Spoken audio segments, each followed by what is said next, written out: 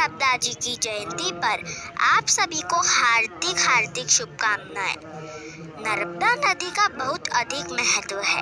महाकाल पर्वत के अमरकंटक स्थान से निकलकर नर्मदा नदी पश्चिम दिशा की तरफ बहती हुई खंबात की खाड़ी अरब के सागर में मिल जाती है। नर्मदा नदी मध्य प्रदेश और गुजरात में बहती है और आज भी मध्य प्रदेश में इसकी विशेष पूजा की जाती है।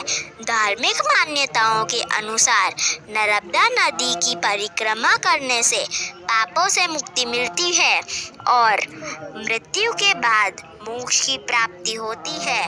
नर्मदा नदी को मां रेवा के नाम से भी जाना जाता है और भारत में नर्मदा नदी को मां का दर्जा दिया गया है। त्वदीय पाद पंकजं नमामि देवी नर्मदे, त्वदीय पाद पंकजं नमामि देवी नर्मदे। तो बोलो मात श्री नर्मदे।